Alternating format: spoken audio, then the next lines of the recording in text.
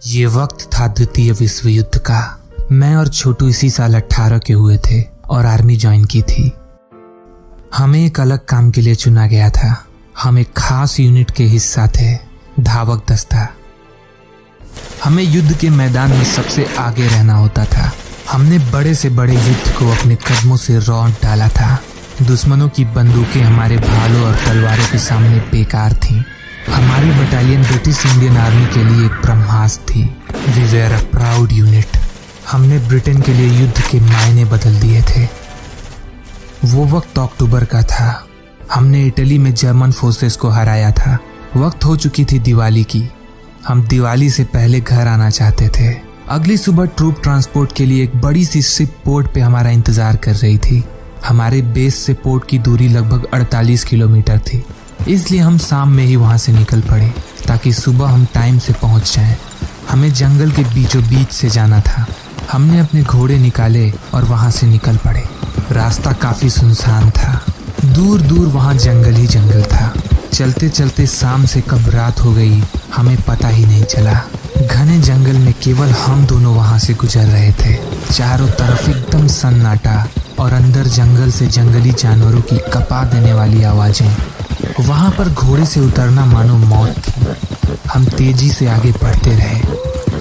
आगे कुछ दूर पर हमने देखा कि कुछ लोग वहां आग जलाकर कैंप सेटअप किए थे।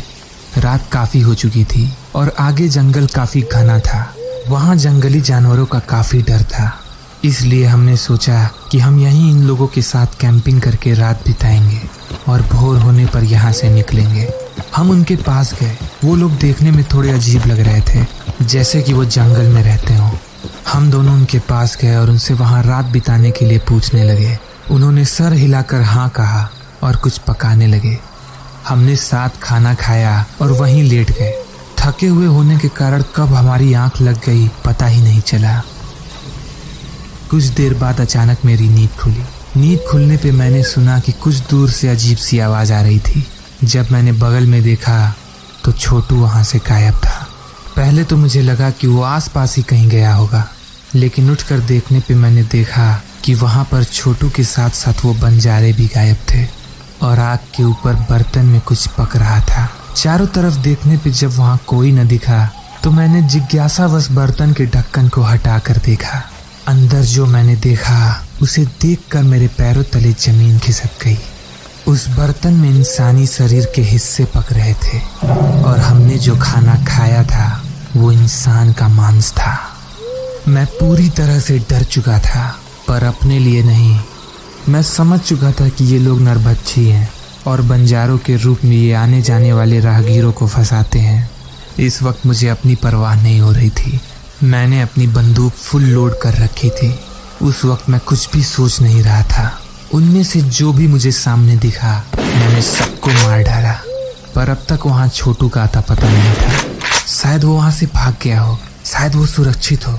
मैं यही सोच रहा था और खुद को तसल्ली दे रहा था कि तभी अचानक झाड़ियों के अंदर आई सॉ हिम। उन हैवानों ने उसे मार डाला था और उसके शरीर को वहीं रख दिए थे।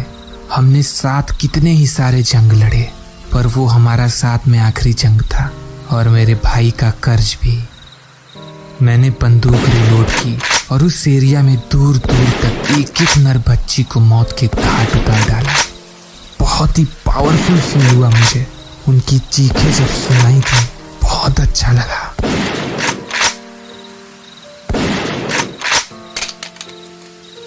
अब बारी थी बस एक आखिरी काम की।